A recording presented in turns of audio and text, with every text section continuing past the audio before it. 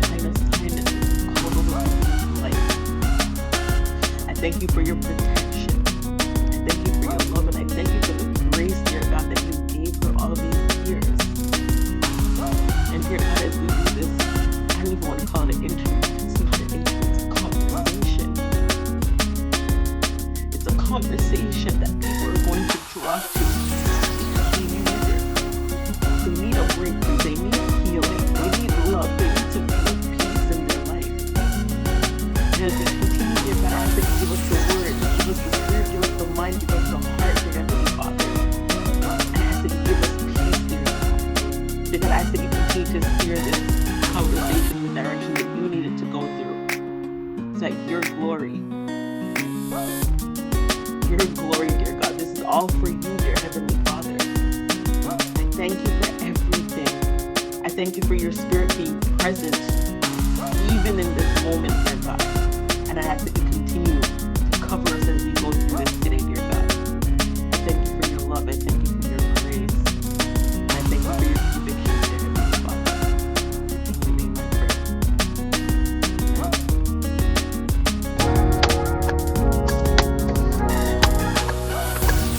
Anonymous. Coding.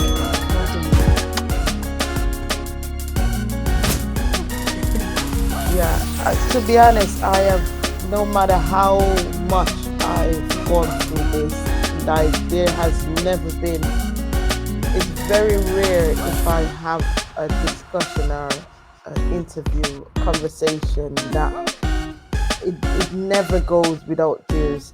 It never goes, because it's not, and as you said, and you rightful said, it's not the pain. It's not a pain that I carry no more. It's more of fathoming what on earth. Girl, do you really know what you've gone through? Yeah. Do you really? Because as much as we are here having this conversation, we are not even going in yet. This is just the little parts that oftentimes stands out in the conversation, but this ain't it. The things that, listen, the things that we cover up to keep going, still, because even after I spoke out, I got a call, and I knew what it was going to be, so I didn't respond to the call. But the messages that was left was very clear. I was told that I'm not to come to her funeral, so I know, okay, you're definitely confirming everything that I knew, everything that I wasn't sure about. You're definitely clarifying it, because regardless of, and it's so profound because I had millions of women who watched that interview, and only 2 women out of that interview, my mother and another supposed friend I had, were the only 2 people who had anything negative to say to me. And so it just confirms that them two, the experiences, because the stories are very similar, and it shows that they are the ones who will continue to perpetuate the cycles. Yes.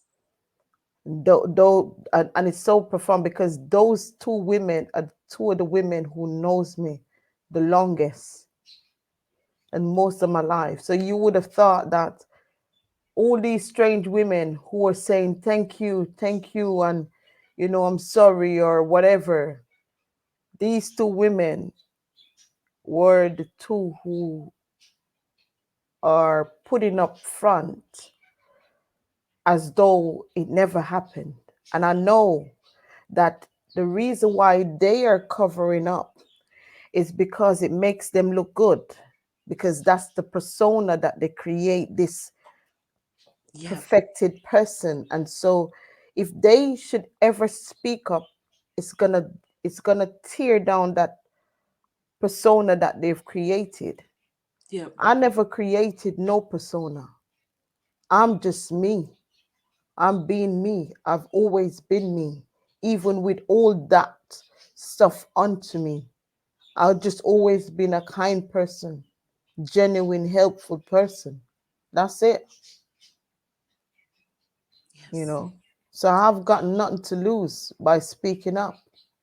You have nothing to lose and so much to gain That's it. because they keep up the persona Yeah. so that they can continue with the facade of this perfect world that they're living in while Yeah. And their this insides is totally chaotic. turmoil, Absolutely. complete turmoil on the inside, and they Yeah. don't want to deal with it, so they keep up the storyline, the facade. Everything Yes. you're saying is a lie. Yes. And a lot of people are going through that because they know people are going to go against them and say it's a lie. And I That's right. think even for me, for so long, I blocked it out of my mind. Yeah. I convinced myself, although I knew it happened, I convinced myself mentally and emotionally, okay, it didn't really happen that way. I caused it on myself. I gave him off that impression that I wanted it. It was my fault. So guess what? I'm going to just block it out of my mind and pretend like it never happened. Okay, it didn't happen. Then I'm not going to deal with it. And then it made me okay to be around them. Hey, how you doing? Everything's okay. Okay. I forced myself to mentally block it out. And, you know, as I did that, God kept, it did happen. Stop blocking it out because you know what I want you to do. Then now you had said something that I wanted to ask you about because I went through this cycle. Yeah. And when I started telling somebody about it, they said, that doesn't make any sense. But it is a thing. And you said it.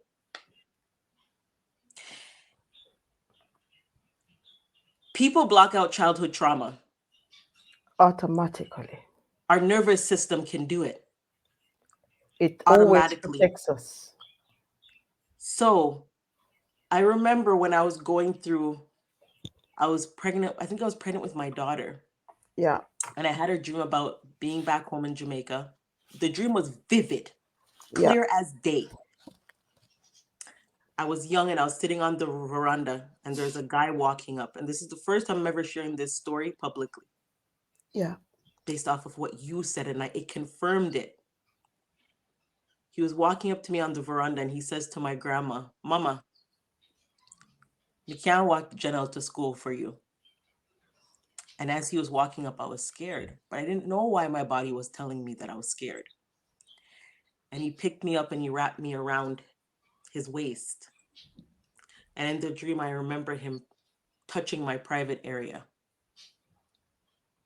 and walking me to school. And every time he walked me to school, he would touch my private area to get me comfortable. And in my next dream, when he came, I asked him to give me a piggyback and not to carry me on his front. And he couldn't understand why. And I asked my dad one day, I said, Dad, did a guy named Mandela used to walk me to school? And my dad said, oh, you mean, yeah, man, Mandela used to walk you to school. And I said, yeah, man, Mandela used to babysit you. And he's going on about the story like it's a good story. Mandela, a good person, and blah, blah, blah. And I'm thinking in my head, you don't even know what happened to me. And I remember because I had a dream. Because I was pregnant with my daughter. And God was showing me something that I needed to see before she was born. And I needed to stop blocking out what my uncle did to me. And I needed to really start healing so I could truly put that protection around my daughter.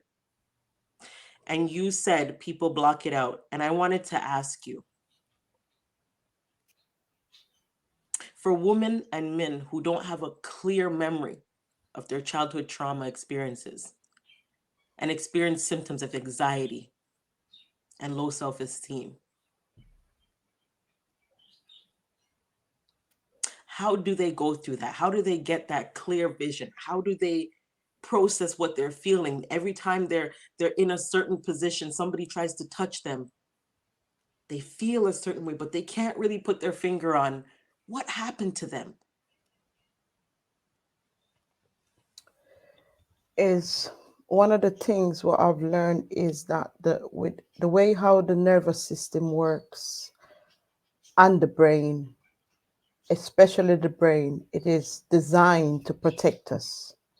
The brain, if you even think to go and start driving a car for the first time, your brain will talk you out of it. Oh no, don't go.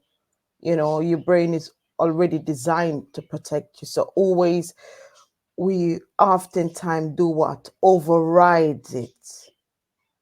So the same thing, because we've learned to override that protection based on it doing its natural thing of protecting us. So when things happen to us, we automatically do the same thing. So we override it in order to keep ourselves safe. It's like a block. We block in order to keep going because it's like our brain can't fathom that we've gone. This is happening. You know, this is my mother, or this is my uncle, or this is my auntie, or whomever it is. Mhm. So one thing I've always teach and engage with those who I engage with is to Hey, I hope you're enjoying this video. Please don't forget to like, comment, and subscribe. Thank you. encourage them to go back into it. Stop running away from it, because the more you run from it, is the longer it's going to take. It's like it doesn't resolve on its own. You have to go back into it. One of the easiest way I would say to start going back is to start speaking.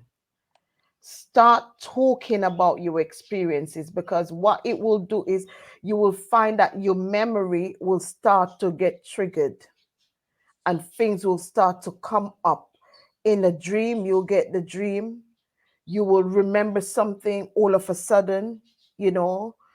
And oftentimes, one of the things with the nervous system that it does as well, something that has been buried for a long time, what it will do is it will manifest it will manifest automatically. So even if you don't remember it, it will automatically manifest. For example, I didn't know, I didn't remember about my childhood when it comes on to me now start having my own family. It wasn't something that I was thinking about my childhood. But as soon as I started to go into this relationship, things started to happen that was very similar to how my mother was treating me. And that was when I started to notice more and more. And oftentimes you will get this sense that something is wrong, but you can't put your finger on what it is. You will oftentimes get that sense. When you get that sense, you need to investigate it. You need to question yourself. Ask yourself, because your system knows the truth. It's like, if I want an answer about something, yes, I know we've been taught that God is outside of ourselves. But for what I know, that's not really it. Because the same scripture tells us that God lives and dwells in temple that isn't built with hands. So it's not in a building, it's within ourselves, right? And that's why when you go back to the Christ, everything the Christ was talking about was internal. It was always talking against the tradition, which was the Abrahamic covenant. It wasn't against it, but it was speaking out, saying that's not it. It's in self. So self knows what's going on. It's like your higher self always speaks to you, always gives you the information. But as you say, we oftentimes ignore it because we want to be around these people. We want to keep family. We want to be happy with them. So, based on who we are, we come in. Most of us, if not all of us, are earth angels, unfortunately. But fortunately, most of us are earth angels. And so, when we come in, and these things happen to us, you find that there is a sense of still wanting to love on these people, still want to be compassionate to them, still want to connect with them. And so we will keep suppressing and oppressing ourselves. It's like, in other words, we are the Christ conscious. We are the Christ consciousness within our families, because we are the ones who kept things going, regardless of if we don't understand it.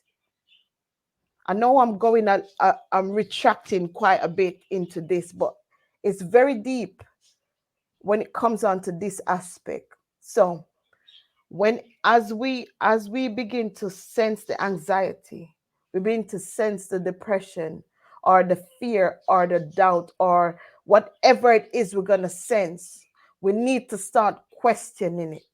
Stop looking away, because your body is already telling you that something's happened. Stop denying it.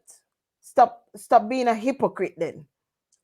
Stop being as, and I'm speaking, I'm going into religious or Christian terms, because you strongly speak from that perspective. So I'm going in that perspective as well, because a lot of the time, us who call ourselves believers or Christians, we are the biggest hypocrites, and we are more hypocritical to ourselves than anyone else, because we know we've gone through the thing, and we keep pretending. And when you look at it, the Most High cannot actually use us if we refuse to accept and to bring forth, because he said we must confess our faults. And what are those faults? Even the things that other people done to us. You understand? We need to be able to confess it. So we have to stop shying away from the thing. We already know. And I'm saying we know, even though we blocked it out, we already know what had happened. So when it starts to show up, we need to accept it and question it, challenge it, investigate, journal. You see what I mean? Record things. When you remember, speak about it, or smartly question. Have a discussion with a family member. Oh, this did happen. Do you remember it? Just to hear what they will say. Are they going to confirm it like you know it, or are they going to say it from a different perspective? And the more you do that, the more you will get clarity. Because just to go back a little bit, when I done that interview, and I received that phone call and I didn't pick up the voice message that was left on my phone, there was something that my mother said in those recordings. She said, and I'm gonna go in the patois. She said, "Yeah, a long time you keep a bada me. I ask question." So she knew. So my spirit wanted to just get the clarity, because I know something's happened, but no one's speaking about it. It's as if it never happened. But your body will not keep quiet. I'm telling you, if it's not the migraine headache, if it's not the joint pain, if it's not the stomach problem, I'm telling you, you're going to have the relationship problems, financial problems. You will experience it. You will experience it. And while you're experiencing it, and there is no reason for them, you are eating a good diet, you're a fair person, you're living righteously, you're God church, you serve God in spirit and in truth. But all these things, your body is speaking. That's your body speaking. Listen to it, because there you have the information. Just like we think our body only hold information, it also hold inflammation as well. Yes, And it that's the does. and if you don't understand that the information the body is giving, to acknowledge the inflammation, then you will not be able to do the transformation. If you're not willing to accept the information, your body won't do the transformation. And that is true because you're rejecting it. You're rejecting everything your body's telling you. And It's that is like true. it's like when you refuse to accept what your body is saying, it's like, in other words, you saying to God, leave me alone, me no want to hear nothing. Is like that is literally what you're doing, because within us, that's the spirit of God dwells within us. So when you hear those little subtle messages, or you get those little, those feeling or the sensations in your body, for whatever reason, wherever situation it arise, it is your God, your higher self speaking and saying, something is here, you need to deal with this. Yep. Your But intuition. exactly, but oftentimes, because we've been taught to look for God exclusively outside of ourselves, we don't realize that the information is already there. So all we have to do is investigate in order to find the inflammation and do the transformation. So we keep bugging it, putting it off, not realizes it's got a poke, and I say, remember, Yep. remember, Yep. because you have some work for do. Get up. No longer you're gonna stay in this mud. No longer you're gonna be weeping and mourning. That happened, yes, but you need to move. You need to get up. Yep. You find yourself in that cycle. And then you start, it's funny. Let me just touch on something real quickly. Yeah. And I'm not going to dive in on it too much, because that's a whole nother topic. But listen up, no, Komiyadi, Trench Come Town. on. What We you all hear mean? about the Obia talk. And if we don't Yeah. know what Obia is, voodoo, science, Yeah. witchcraft, those things, right? And I find that, listen, It's real. it's real. And when I sit down, I think about my mom, and you said something in the beginning. You said you feel sorry for her. And somebody said to me before, they're like, how do you feel about your mom? And I said, I feel sorry for her because she doesn't know how to hold herself accountable. She doesn't know how to be honest with herself. And she has not truly grabbed onto God and said, God, help me heal. She will go to church. She will jump up and say hallelujah. But you have not truly accepted God in your life. And every time something happens in her life, the first thing she said, listen good, Somebody. because you said something. And this is what we do as Jamaican people. Oh, somebody obia me, somebody in my life. And she'll go on and she'll want to pick up the Bible and the olive oil and she'll want to chant and she'll want to burn the incense. And I'm like, we are stuck. Some of our people are stuck thinking that somebody's always doing something to them when something happens in their life, something that they think is not of God. But you have to understand that God will plant certain things in your life for you to break that cycle and stop repeating it, and pay attention to your intuition, because your intuition is speaking to you about those things that you need to attack and heal and deal with. But you just think, no, somebody science me, somebody I will done my life. No, you're holding back yourself because you refuse to go through the process. So when you said that, accepting it, we got to accept it and stop passing it off and blaming everybody else. Because yes, Obia is real. But when are you going to pay attention to the inside and what's really happening on there to figure out what's happening on the outside? Because what's on the inside is affecting the outside. Absolutely. And it's so profound that you said it in those words, because I remember even if I should bring documentation. I remember when I was diagnosed with the depression and the anxiety. When I read through that documentation from that psychiatrist, yeah, you know what they said? It's so funny. They said that I was experiencing internal turmoil. That's what they were saying, word for word. That's what it was saying. That's Mhm. what this person is dealing with. So, yeah, Internal turmoil. exactly. That's what it really is, because that's the inflammation.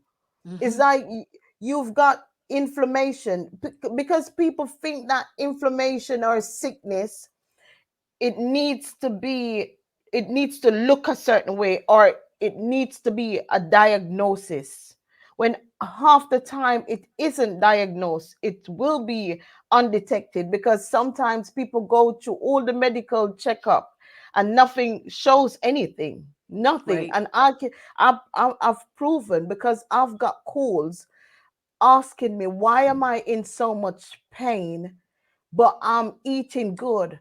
My life is fairly good. My relationships are good. And my response is, your childhood wounds, have you dealt with them?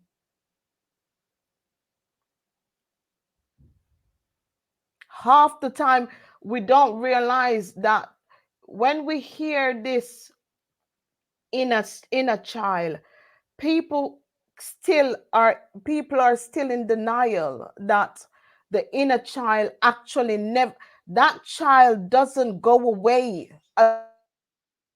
As matured as you want to be, if you want to get married, and how much children you want to have, and whatever profession you're in, there is always that little girl. You understand? Yes. I'm sure your partner can testify to this, that Yes. there are times if he didn't understand that there's a little girl, I'm sure the marriage couldn't work. Listen. It couldn't work. Listen. And the same vice versa, if you didn't know that there's a little man inside there, the marriage wouldn't work, because sometimes he's gonna do things, and that's, you can see, look on the little boy, you know what I mean. Yeah. They don't, that person, that little girl don't go away. And So it's all the time we have to re-nurture and nurture them.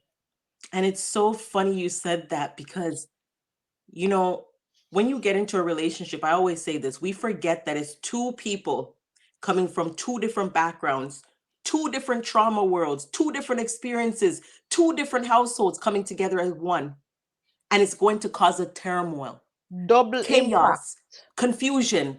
And that's where turbulence. communication understanding comes in, right? So Yeah.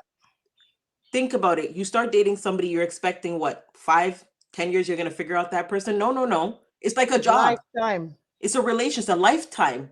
And, I experienced something yesterday, and you said the little girl inside. And my son said to me, Mom, you should talk about that today. And I said, Risha, I'm not talking about that. But I'm going to talk about it because you talked about the little girl inside and the little boy inside. I cut my hair short. Yeah. I like my hair cut a certain way. So I don't go to the barbershop or, regular thing, but my back was growing out and I needed a trim up. Yes. And I had a picture. I went to this barbershop and I had a picture and I showed the barber the picture. My first question is, can you do this? Is it doable? This is how I want it. It's just a shape up. It's not a cut. It's a shape up. Okay, so I let him do his thing. I wasn't picking up my head and, distracting him. Yes. And my something in my intuition said, Jen, this not go to where you ask feet figure. I don't know how I knew, but I just picked it up that something wasn't right. And before he gave me the mirror, he said, "This is the best haircut I ever did," and him love it. All right, he showed me the mirror. And I swear to you, Viv, I don't know if I should have cried first. I didn't know how I should have reacted because I'm not a confrontational person.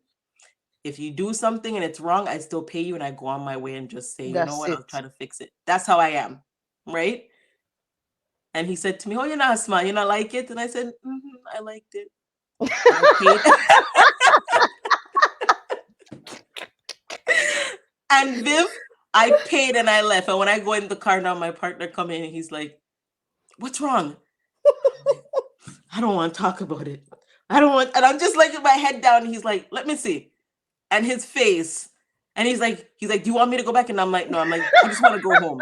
I went home and I slept till this morning. I woke up at 5 a.m. And I had a dream. And I have to tell you the dream, because it goes back to that little child and how God will give us dreams and our intuition. Yep. My fiance, me, my son, and my daughter were in a church that I used to go to. And we're sitting down and they're having a big show for something.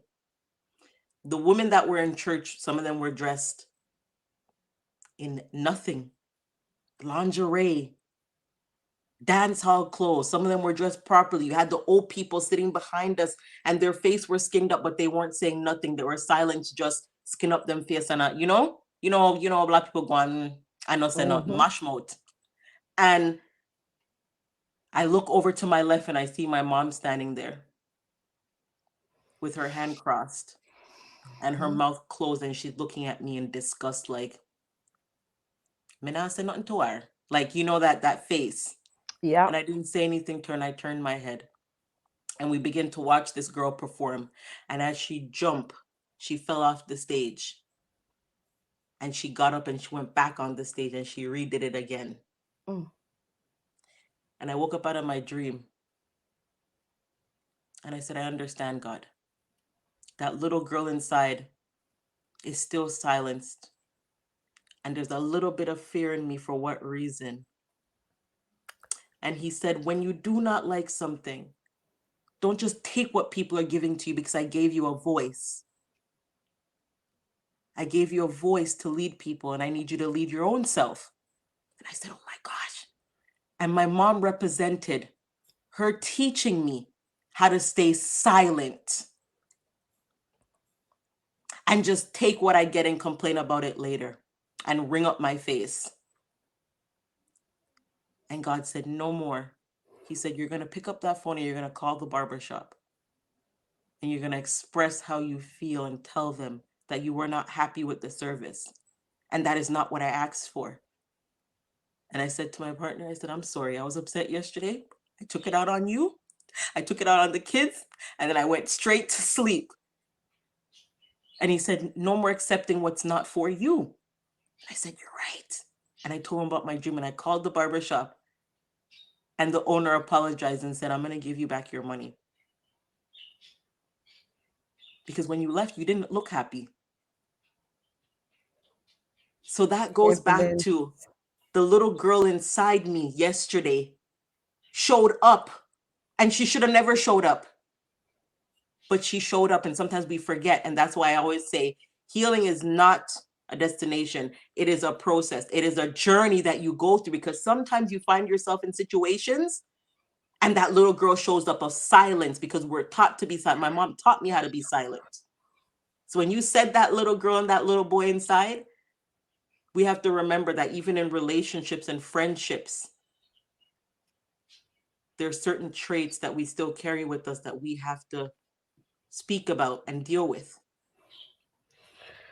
Wow, that is so divinely connected to today's meeting, because I think that if you hadn't clarified that, it will, everything that we've already spoken about. And I just want to say how powerful you are and how divine you are, and that this journey needs people like you.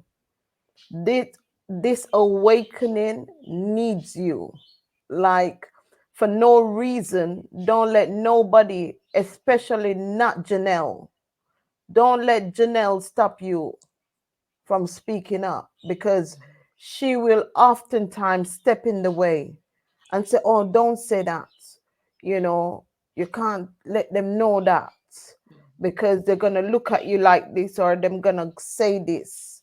So you can't.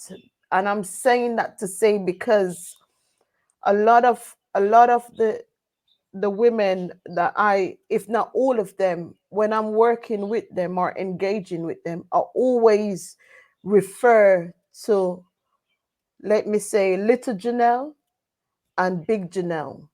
Always remember that now you are in the position to protect her and to guide her. You cannot do the same thing to her that your abusers did. You can't. So you have to go back in there and you have to reparent her and you have to nurture her. And that's every step of the way. Some days I get up and I'm not having it. I'm talking about little Vivienne. And so as big Vivienne, I have to go in there and say, Mommy, I love you, you know. Everything's gonna be okay. You know, you're doing great. I'm so proud of you. Because she didn't get that. So I have to go in there and give her these things. So I'm saying to you, Janelle, on this journey that we need you. And your little voice is needed in this big world. It's very much needed because there are people out there who don't have a voice and they're going to need your little outspoken voice, your little sweet voice, you know, for take over for them. So just keep going. You see? Yeah, it's necessary. You answered a question I had for you.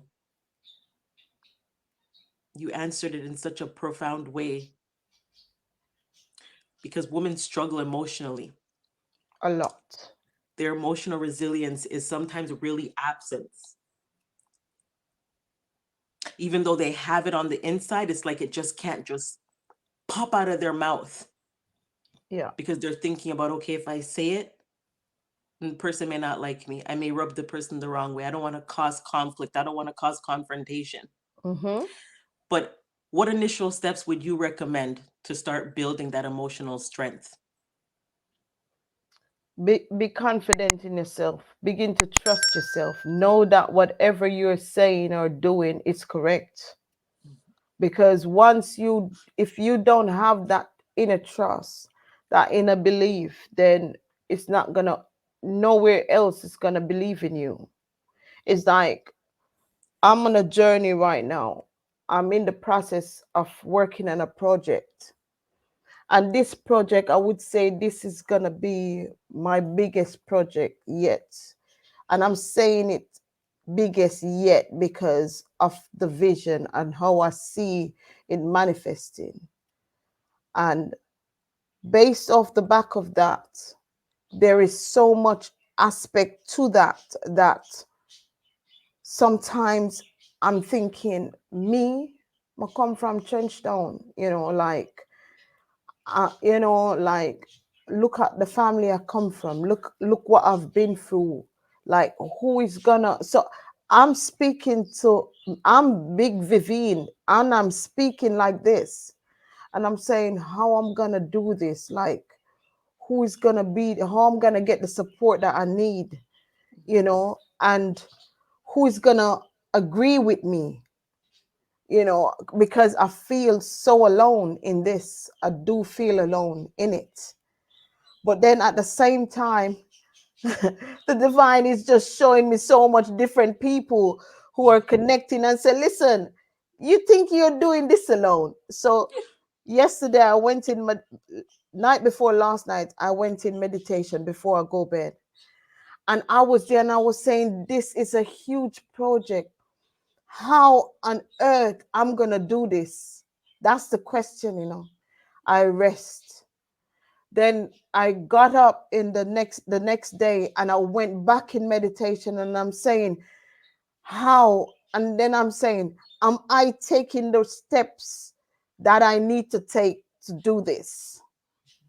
And I got 4 yeses.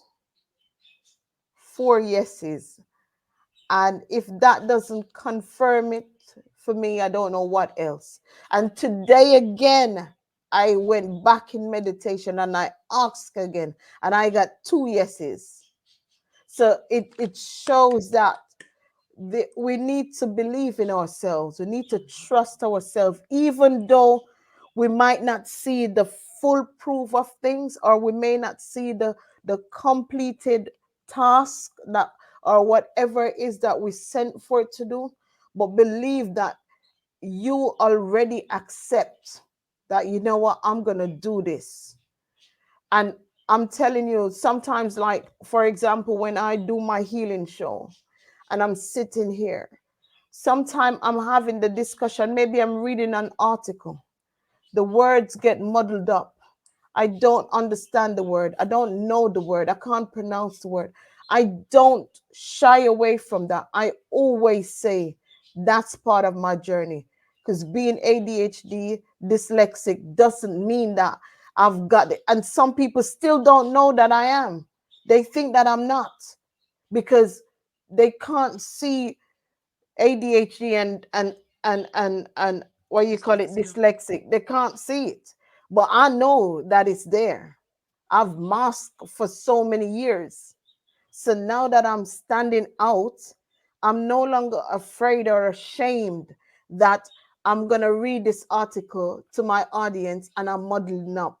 I'm not. I allow myself to still flow, go with the flow. You see what I mean? If somebody wanna boo me or show tissue, that's their business. It has nothing to do with me, because I'm doing what I need to do. So trust oneself, believe in oneself, and know that whatever the Most High have you to do is gonna give you all that you need to accomplish it. I love that. I really love that because it's like stripping off the layers, right? So God can fully use you. Yeah, Because we hide behind the things that God wants us to use to connect and speak through the people he wants us to. exactly. It's like the scripture tells us this. It says, perfect love casts out fear. And Yes. that's the key. When we understand that we love ourselves and we love the divine, it takes away fear. Yes. It takes that away. Even in the midst of questioning ourselves, it still takes away the fear, Hmm. because we know that this journey ain't, I'm not doing it alone. Because when I was asking the question today, I was told that there are people who's going to be collaborating with me. There are people who's going to come. And I'm telling you, the people, the other day I went to go and see somebody. I didn't make an appointment. I just turned up at her office. And when she see me, the woman was hugging me. She was hugging me and say, step into my office. You see what I mean? Yep. And it wasn't she I went to see. I went to see somebody else and they point me to her. And she hugged me when she saw me. And guess what? When you listen to the experience, it's like almost this.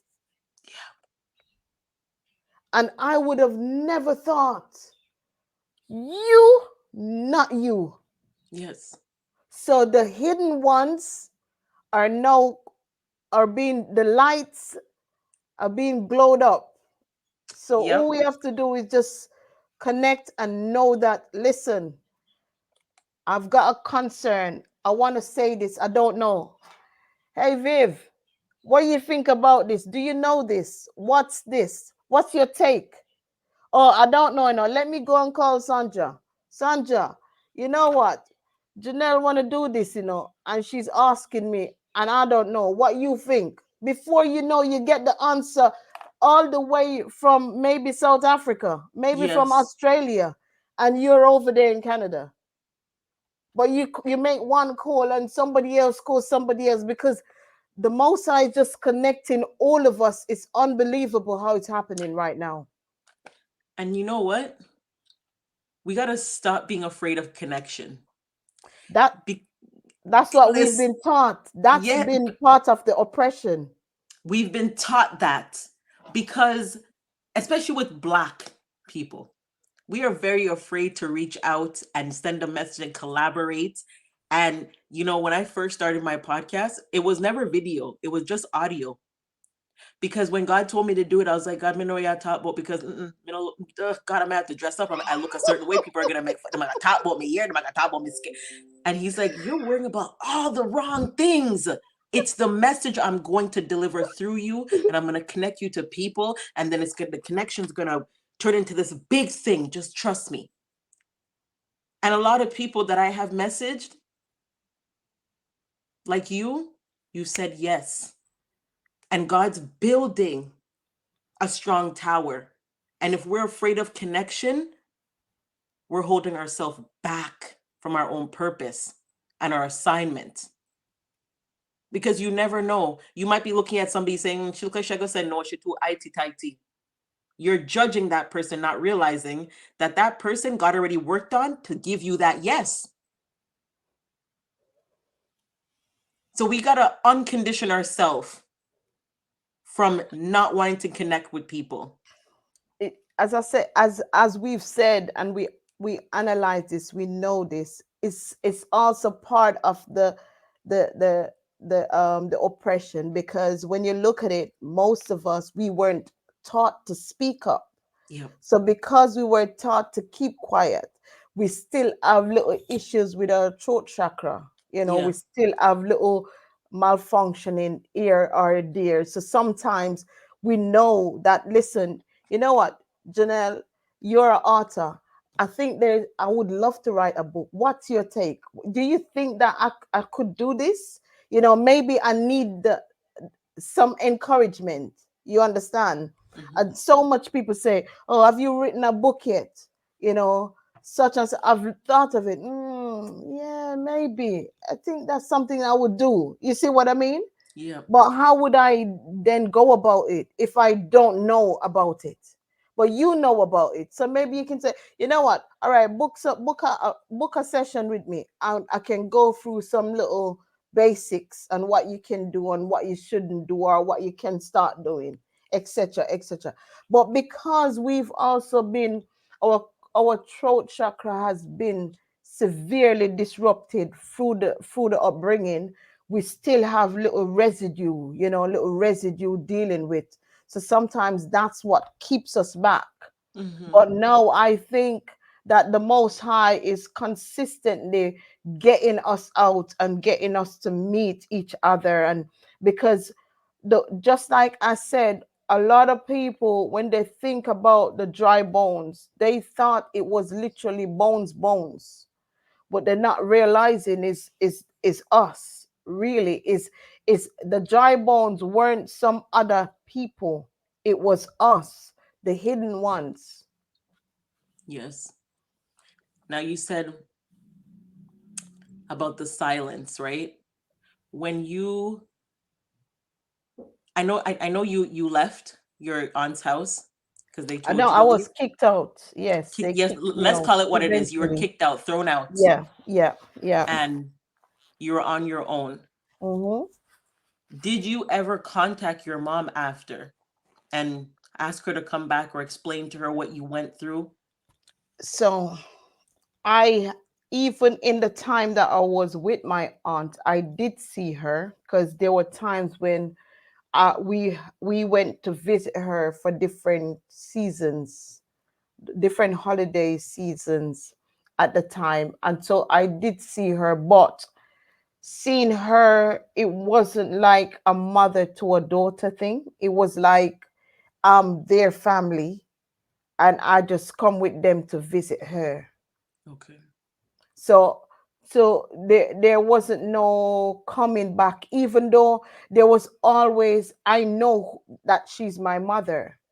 And so there's always and was always a desire to want her to accept me and want me.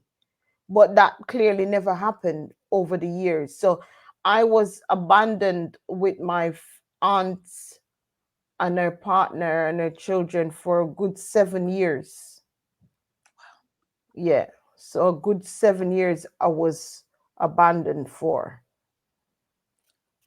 And after that, did you your mom ever reconnect like So after so you we group left? so now, so based on that, so that when I say that abandonment, that 7 year period, So initially, she was the one who organized for me to come to the UK.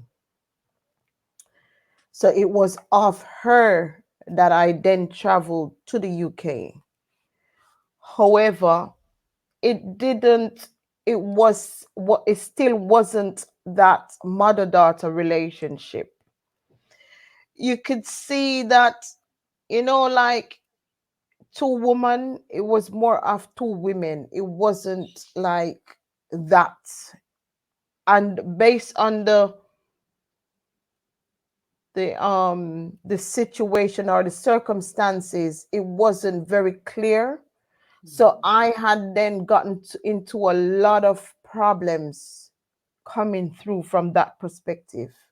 So then that was why when I said when I came to the UK, it was another hell because things was just wasn't good. It wasn't good at all. It was very difficult because now you're in a different country, no family to call on, or you can't run to no one, and so you had to try and figure it out on your own Mhm. because this person who supposedly helped you one step didn't care to help you further. How old were you when you went to the UK? So I was 19. But she wasn't there. So she was physically presently present. She was present, but there wasn't a relationship. So it was more or less the same growing Mhm. up. You know, she had that control over me and she can tell me what to do, when to do Yeah. it, how to do it.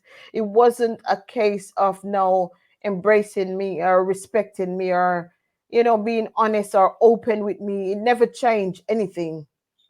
So there Yeah. wasn't any development on our relationship in terms of improvements. Yeah. It was still So she just blocked out those events too and just kept going and living however she chose to with you. Now, exactly. I know you mentioned that her partner that had also molested you? No. So it wasn't her partner, it was my auntie's partner. Okay, But okay. her partner, he used to beat me up. Mm-hmm. And he was very he had a really bad spirit of lying.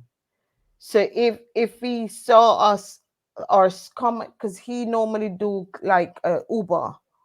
So if he came and he saw me at the front of the yard, he would tell her, or and even if he don't catch us or catch me, he will still tell her that he catches me, and she wouldn't question me. Anything he would say, she would take that, and then it would be a beating, it would be a slap. Do you feel like, in those situations, because I've experienced that situation, and the way I experienced it was my uncle always telling my mom I did something that I didn't do. And even when I told her he used to beat me, it's either she didn't believe it or she would say, "What did you do to him?" Right? And I found that he was already planting seeds. Although the relationship was already non existent between my mother, he Mm-hmm. was really trying to make sure he puts a hard wedge in it.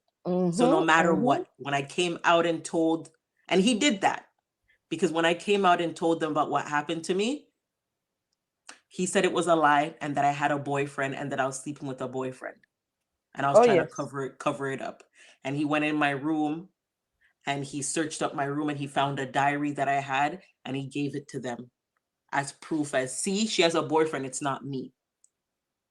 But over the years he already put the wedge between my mom by planting seeds in her head that I was a bad child and I was doing things that I wasn't doing.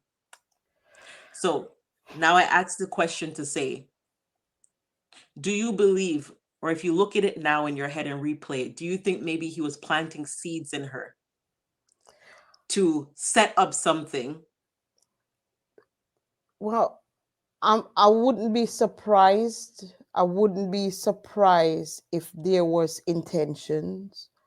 but I didn't spot it Mhm. if there was intentions, but I didn't see it, but it's possible because looking back on it, even now, I wouldn't live in Jamaica, No? period.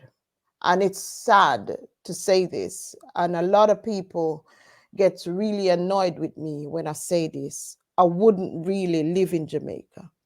Not that I wouldn't live there, but if it's my choice, I wouldn't.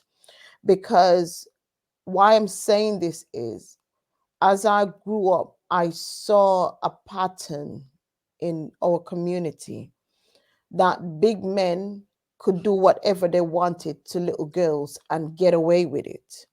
And for me, I find that to be very demeaning and disrespectful. And so, even now, as a grown woman, I can see that same cycle happening. And I would not sit down and allow it. So, I would get in a lot of trouble if not being, so for that reason, I wouldn't want to live there because I know that a lot of the older men have this thing for little girls, and I don't understand why it's being allowed and it's continuum. It's still happening today. Older men don't see younger girls as okay, if you keep coming to me or if you come to me, you must be hungry. So you know what? Take some. Do you know what? I'm gonna call somebody's name. I'm gonna call somebody's name. This is a celebrity in Jamaica. And the reason why I'm gonna call his name is from my experience. I don't know about anyone else. But I remember when I met this celebrity, yeah, it was through another friend meeting somebody who he knows or connected to. And we went out, like, I think there was a stage show or something, and we went. And I remember meeting this gentleman, and at the time, I believe he was married, and I think he still is. I believe the same woman, I hope. And so I remember being in his presence, you would have think that he would be this kind of person who wants to exploit young girls, but he didn't. No, out of all the people I came across growing up in Jamaica, he was one of the only man I've ever met who didn't show any signs of exploiting me. Wow. And And he was if a I may, celebrity. yes, if I may call his name, Sanchez. He was the only person I came across who was eloquent and man enough to know that young girls are coming around. There's a lack. Here's some money, get some food, whatever you need. That's it. There was no kind of come let me do this, come here so let me take it. Never. It was you're hungry, let's go help you. You eat. That's it. Nothing. He was the only man I can remember. You know,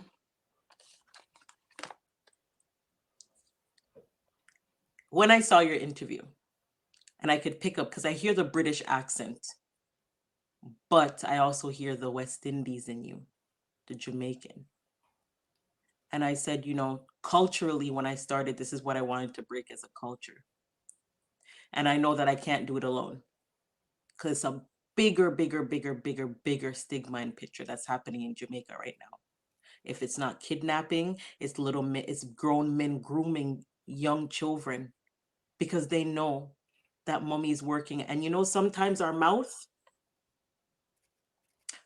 is what puts our children at risk. Yeah, Because like they say, and not everybody if it tell things. And true. when you're going through things, sometimes all if it's and I've learned this even with my own children. I don't say it to them. But even if in the past, if I didn't have the money to buy something that they wanted, I would say to them instead of saying, "Oh, I'm not having money, oh, I can't do this." You guys are always asking. I say, "Baby, I'll buy it for you next week." Or Yeah, when I can and I know I can buy it, I'll just tell them that I'll buy it for them then. But right now, I can't go to the store now or something. Yes. But I find that it's a Jamaican culture where we want to take our aggression out on our kids. And, we met people know said, I want uniform, it pit me out where, things hard. Da da da da da da da. And you don't know the predator standing there listening to find out what's the weakness that they can come after your children. And we have to be mindful of our mouth. As women, especially women in the Jamaican culture, they love to send their children, oh, go to uncle, and it's not uncle, go to Uncle Us for the weekend. Uncle will give you this, uncle will give you that. It's that loving sweets nature that we need to cut ourselves out of. Hmm. And as a culture, these music talking about men loving young girls, this is not okay. It's not okay. And as Listen, a culture, we need to come together and stand together as women. I still there is still one particular person, and this person, in their heads, they might think that I'm obligated to them or owe them something. But I know that for whatever reason that they are trying to lurk, that I'm not entertaining them. But for what I know, this thing is so embedded in our culture that we don't really get how deep it is. And until we open up and speak up about it, it will not stop. It will not stop. It will not stop because these older men think that they have a right. They have a right. And then the mothers as well, they are some big hypocrites because they will groom the child to be this kind of way. And then when the predator comes in and the child accepts, then they want to blame them. Because my mom did exactly the same thing. Because in after she saw the interview and she was cussing me out, she was saying, oh, remember say I did there with Winston. Winston was a big man. But you knew and you never said anything. You knew what was happening.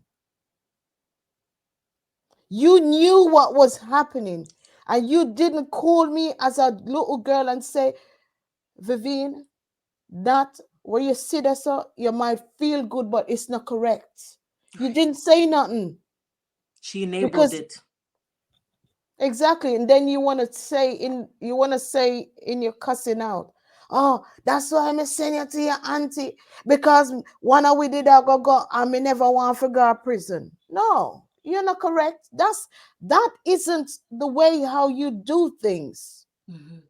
If I see my daughter doing something now, she's almost 20 years old, and I will see her put on. The other day, she came from uni and she wanted to go out with her friends. And my girl put on one shorts. And as much as I want to say, my girl, don't go on the road like that. I also have to also embrace myself and know that you know what happened? My girl is responsible because she is. Right. She just love fashion. She just love the fashion. And I have to understand her from that perspective because I don't want to mislabel and I try not to label her as a bad girl or she gonna do this or she gonna do that because she's not that child. She is a good girl. If she wants anything, the first thing is she say it to me and I can't do it, I will say, you know what, let me call dad, this and that. I have 10 pounds. Do you have any? What can you do to help the situation? And he was like, okay, right away, I'll sort it out. Oh, V, don't worry about it. I'll do it for her. Blah, blah, blah. You see what I mean? Yeah. Because maybe she don't want to go to that straight away, or either one of them don't want to go to that straight. I can be the mouthpiece. Let me Right. call dad. You see what I mean? So there is always a way how things can be done to protect our children, because I always ask them, even now, I always ask them, is there any way that you can say somebody is um, doing anything malicious to you or have done anything to you? Can you recall it? And if anything that you probably missed and you recall, bring it up. Bring it up. Bring it up, because you're not going to deal with it alone. I'm not going to allow you. Yep. It doesn't matter how old you get. Oh, forget about age. How mature you get. You're still my babies. And regular Talk to me check-ins. all the time. Yep. She's almost 20. She's away from home. And I still call her. Hey, how are you? You good? You need anything? Have you got money? Have you got this? Do you need something? Sometimes I'll just call her, what's up? Have you got lunch? No, mom. She's on placement now. No, mom. I said, okay, don't worry. I'll buy you lunch today. You know, stuff like that. Yep. Because then it stops her from somebody driving in a car and say, hey, babes. You Yep. know, you see Yep. what I mean? It stops that. We can't stop these things.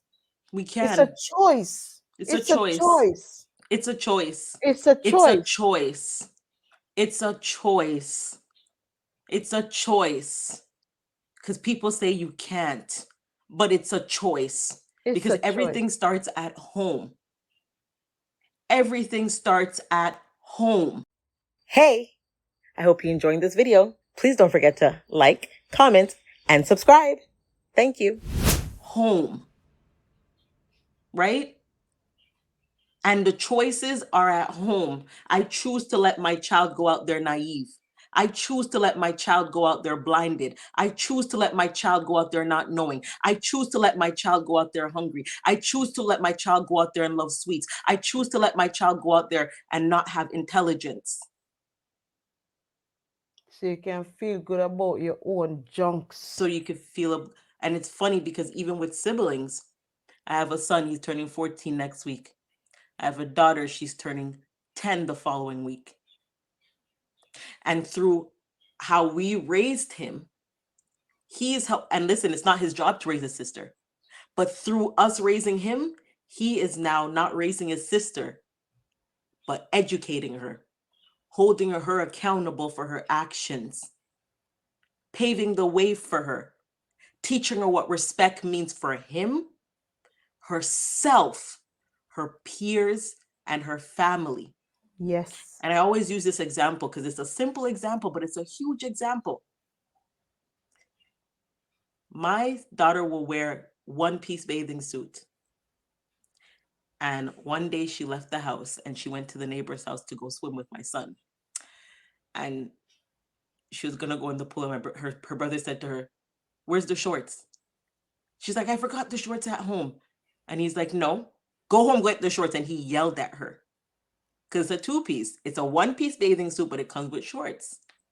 And I hear her come inside the house and she's bawling hysterically like somebody just beat her. So she's like, Rashawn embarrassed me. So I said, what happened? She said, Rashawn told me to come home and put on my shorts. And I'm like, okay, Yeah. go get your shorts. It's correct. That's what your brother said. And that's how I want you to dress. And your brother's reinforcing it. Mm-hmm. And what he says goes, because he's not putting you in danger. He's teaching you how to respect your body, and you are young. And she is young, but she has curves and they need to be covered up. Exactly. And that was one of the things with my own daughter, especially her, because she's got the Ghanaian side of things. So she carries a lot of backside.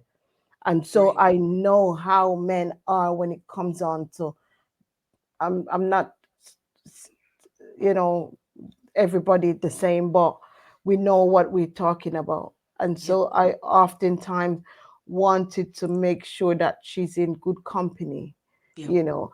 And so now that she's older and she can step out with whatever she's wearing, and we would have discussion, you know, where things cover up, you know, wear longer stuff. And you know what she would say? She would say, Mommy, listen to me. I have worn clothes covered up down to my knee, to my ankle, And and them still some look. big uncle still popping their heads off while they're driving, even slowing down their cars. Mhm. She said, Mom, you see our look. You can see for yourself. And for real, the girl look good. You know, she looks good. So if somebody don't know, they will try. But I'm so pleased with her because the cycle's broken. The cycle's broken.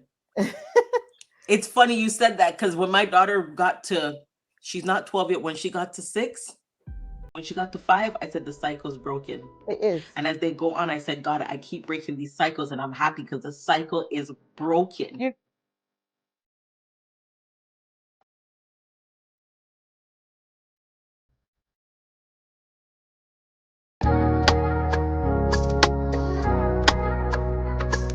Phenomenons.